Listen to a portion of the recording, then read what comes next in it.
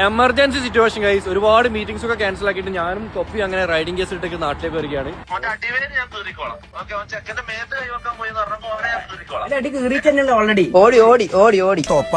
അലമ്പുണ്ടാക്കരുത്.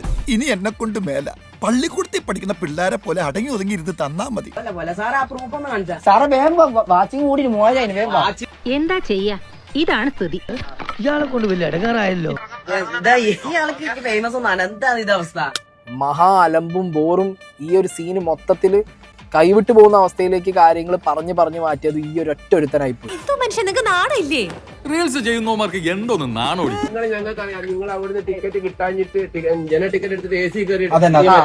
സാറിന്റെ ടിക്കറ്റ്? അയ്യോ എന്റെ ടിക്കറ്റ് ഇല്ല. പിന്നെ താൻ എന്തിനാണ് ഇത്ര വലിയ വർത്തമാനം പറഞ്ഞത്? കാശുള്ളൂ, സ്റ്റാൻഡേർഡ് ഇല്ല. സ്വാഭാവിക വണ്ടി എടുത്തല്ലോ. അപ്പൊ അവിടുന്ന് പറഞ്ഞോണ്ടാക്കി നമ്മൾ അത് കൺവേർട്ട് കിട്ടുമെന്ന് ചോദിച്ചു. അവിടെ സ്ലീപ്പറിൽ പോയി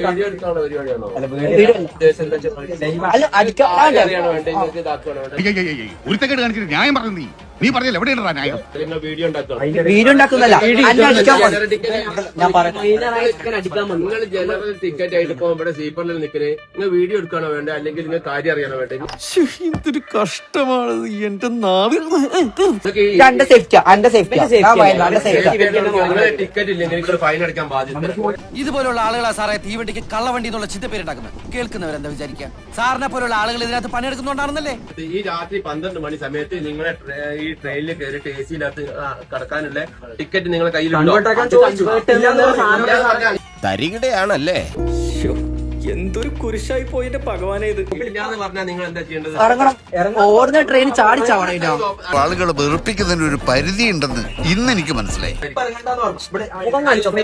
പരിപാടി ഇതിന്റെ ടിക്കറ്റ് ഞങ്ങളൊരു ഇഷ്യൂ ഉണ്ടാക്കാനായിട്ട് വെറുതെ ഒരു വീഡിയോ എടുക്കാൻ മോനെ മെനക്കടല്ലേ വെറുതെ. താൻ എന്റെ വില കളയോ?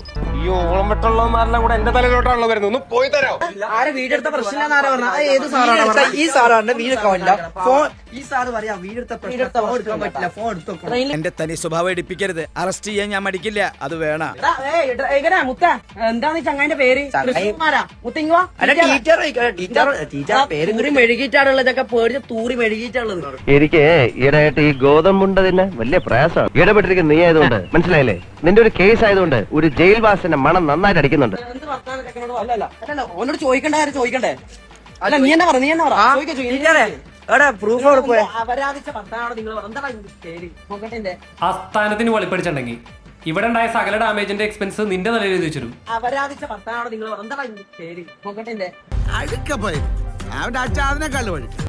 ഞാൻ കുറച്ച് ഓവറായ. ഒരു ശരിയാക്കണ്ട, മതി തന്റെ സേവനം വിട്ടോ. ഈ ഒരു അവസ്ഥയിൽ എങ്ങോട്ടാണ് ഇവരുടെ ഒരു പോക്ക്? സബ്സ്ക്രൈബ് ചെയ്തിട്ട് വരാം.